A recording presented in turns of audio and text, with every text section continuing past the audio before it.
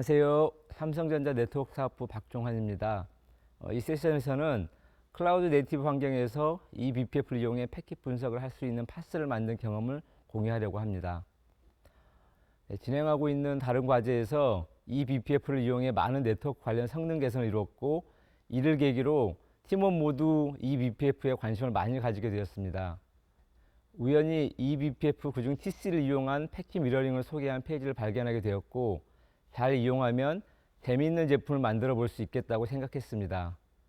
인턴 과제를 통해 피저빌리티는 확인했지만 추가로 진행을 하지 못하고 서랍 속에 넣어뒀었습니다. 그러다 소프트 챌린지라는 프로그램에 과제를 제안할 기회가 있어서 신청을 했고, 선정이 돼서 7개월간 팀원들과 함께 개발했습니다. 순서는 먼저 패킷 미러링과 넷플로어가 어떤 것인지, 이 BPF가 무엇인지를 소개하고 왜 이런 것들이 필요한지, 그리고 이 과제에서 어떤 것들을 했는지 소개합니다. 왜 과제 이름이 스노우 화이트인지도 뒤에 나옵니다. 마지막으로 앞으로 스노우 화이트를 어떻게 발전시켜 나갈지에 대해서도 공유하겠습니다. 패킷 미러링은 어플리케이션과 관련된 트래픽을 해당 트래픽이 지나가고 있는 네트워크상의 특정 지점에서 패킷들을 복사하는 것을 의미합니다. 복사된 패킷들을 이용해서 네트워크 상태를 파악하거나 문제를 진단하는 데 활용합니다. 두 번째로, 넷플로우는 시스코에서 개발한 네트워크 프로토콜로 스위치나 라우터에서 트래픽의 플로우를 모니터링하고 분석하는 것을 목적으로 하고 있습니다. 패킷 미러링과의 차이점은 모든 패킷을 복사하는 대신 통계 정보만 수집하는 것입니다. BPF는 버클리 패킷 필터의 약자입니다. 그 이름에서 보듯이 버클리 OS에서 시작된 개념인데 리눅스 커널에 포함되면서 다양한 용도로 사용하고 있습니다. 주로 고속 패킷 포워딩, 네트워크 트래픽 모니터링, 보안 등을 위한 목적으로 많이 사용이 됩니다. 쿠버네티스의 대표적인 CNI인 실리엄이 이 BPF를 이용해서 만들어져 있습니다. 이 과제에서는 TC를 이용해서 패킷 미러링과 넷플로우를 구현했습니다. 앞에서 패킷 미러링과 넷플로우가 어떤 것인지에 대해서 간략하게 설명을 했습니다. 두 가지 모두 트래픽을 모니터링하고 분석하는 것을 목적으로 한다는 것은 같지만, 패킷 미러링을 문제를 분석해서 해결하거나 보안 관련 이슈를 다루는 쪽에 좀 더 가깝고, 넷플로우는 모니터링 쪽에 가깝습니다. 다만 패킷 미러링은 모든 패킷을 다 복사해야 하기 때문에 그만큼 많은 리소스를 요구합니다. 그러면 지금까지 패킷 분석이 어떻게 진행이 되어 왔고, 이 BPF를 이용했을 때 어떤 장점이 있는지를 소개하겠습니다. 먼저 패킷을 샘플링해서 분석하는 방법이 있습니다. 어플리케이션 안에서 패킷들을 특정 룰을 바탕으로 샘플링하고 이것들을 분석함으로써 결과를 얻는 방식입니다. 단점은 이 기능을 이용할 모든 어플리케이션 안에 기능이 추가되어야 하고 모든 패킷을 캡처할 수 없기 때문에 트래픽의 누락이 발생한다는 것입니다. 다음으로 어플리케이션 안에서 패킷을 미러링하는 방법입니다. 패킷 샘플링과 비교했을 때 누락되는 트래픽이 없다는 장점은 있지만 어플리케이션을 변경해야 하는 문제점은 여전히 존재합니다. 다른 방법으로 하드웨어 스위치에서 트래픽을 미러링해서 분석하는 방법이 있습니다.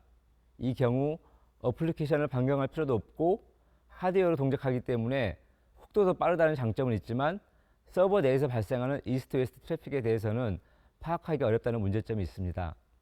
저희는 클라우드 네이티브 환경, 좀 더 정확히는 쿠버네티스 환경에서 이 BPF TC를 이용해 패킷을 분석하는 방법을 선택했고, 이 BPF를 이용했기 때문에 유저 스페이스에서 작성했을 때 발생할 수 있는 커널 오버헤드가 거의 없다는 장점이 있습니다. 그리고 어플리케이션이 아닌 워크노드 단에서 패킷 미러링을 함으로써 어플리케이션 어그노스틱하게 동작을 하게 됩니다. 또한 리소스도 호스트의 것을 사용하기 때문에 어플리케이션에 항상 리소스를 할당해 놓을 필요가 없게 됩니다. 손쉽게 어플리케이션 단위로 패킷 분석을 런타임 중에 온, 오프 할 수 있는 장점도 있습니다. 앞 페이지에서 하드웨어를 이용할 경우 이스트 웨스트 트래픽에 대해서는 정보를 알기 어렵다는 것을 이야기했었습니다. 하드웨어 장치에서 수집한 넷플로어 정보와 노드의 eBPF에서 수집한 넷플로어 정보를 통합하면 토탈 플로어 정보를 제공할 수 있습니다. 이는 저희가 향후 하려고 하는 방향 중 하나입니다. 처음 패킷 미러링을 주제로 프로젝트를 시작했을 때 프로젝트 코드명을 무엇으로 할지 고민되었습니다. 그러다가 미러는 거울이고 거울과 관련된 것으로 백설공주와 메두사가 떠올랐습니다. 그중 백설공주를 선택했고 그래서 코드명이 스노우화이트가 되었습니다. 그러다 보니 각각의 컴포넌트들도 이와 관련된 이름을 선택하게 되었고 각각의 이름은 첫 번째로 각 노드에서 데몬셋 형태로 동작하면서 패킷을 미러링하는 컴포넌트를 드와프라고 했습니다. 두 번째로 미러링된 패킷을 GRD 터널링을 통해 특정 컬렉터 어플리케이션으로 모이게 되는데 이 컴포넌트는 코티지라고 이름 붙였습니다. 마지막으로 어떤 규칙을 이용해서 패킷을 미러링할지 유저와 인터랙션할 컴포넌트가 필요한데 이건 백설공주를 살린 왕자의 이름 플로리안이라고 명칭했습니다. 그래서 조금 억지스럽지만 라임을 맞추기 위해서 데몬, 드와프, 컬렉터, 코티지, 프론트엔드, 플로리안으로 생각하시면 됩니다. 그러면 좀 더 구체적으로 각 컴포넌트들이 어떻게 동작하는지 설명을 드리겠습니다. 플로리안은 오퍼레이터로부터 5투플 기반으로 룰과 해당 트래픽을 미러링한 다음 어떤 처리를 할지에 대한 입력을 받습니다. 그러면 드와프에 패킷을 미러링할 정보를 전달하게 되고 코티지에게도 동일하게 정보를 전달합니다. 뒷페이지에서 설명하겠지만 코티지는 이를 기반으로 다양한 처리를 하게 됩니다. 그리고 각 노드에 데몬셋 형태로 동작하고 있는 드와프의 라이프 사이클도 관리합니다. 예를 들어 새로운 노드가 추가되면 그때 데몬셋도 생성이 될 텐데 이 데몬셋에 기존에 설정되어 있던 룰을 한꺼번에 전달해 주어야 합니다. 또 코티지로부터 오는 결과를 오퍼레이터에게 보여줄 수 있도록 하기 위해 UI도 가지고 있습니다. 드와프의 역할은 비교적 간단합니다. 다만 구현 자체는 이 BPF를 이용했기 때문에 좀 복잡하긴 합니다. 플로리안으로부터 룰을 전달받으면 이를 기반으로 TC 레이어에서 패킷을 미러링하고 미리 설정된 GRD 터널로 전송합니다. 다음으로 코티지입니다. 코티지는 각 드와프로부터 전달되어 온 미러링 패킷을 받아서 분석하게 되는데 기본적으로 펍서브 모델로 구성이 되어 있습니다. 이는 다양한 룰에 의해 패킷이 미러링 될 텐데 각각 그 목적이 다를 수 있기 때문입니다. 펍서브 모델을 위해서 레디스 스트림을 이용했고 룰 단위로 패킷을 처리할 모듈은 플러그인 형태로 되어 있습니다. 예를 들어 첫 번째 룰에 대해서는 단순히 PK 파일로 저장하라고 하고 두 번째 룰에 대해서는 통계를 뽑아서 코티지에게로 전달해 달라고 할 수 있습니다. 세 번째 룰은 디도스와 같이 외부 공격이 감지됐을 때 이를 리포트하고 이 내용을 받은 플로리안이 다시 드와프에게 해당 패킷들에 대해 드랍시키도록 추가 룰을 내릴 수 있습니다.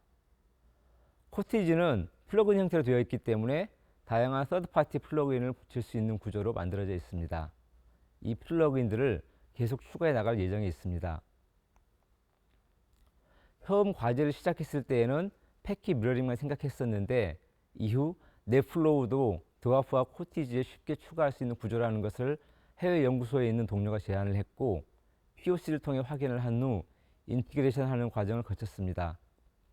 그림에서 보시는 것처럼 동일하게 TC 레이어에서 넷플로우 데이터를 수집하고 이를 코티지에게 전달하면 코티지는 해당 데이터에 대해서는 넷플로우 플러그인을 붙일 수 있는 구조로 적용했습니다.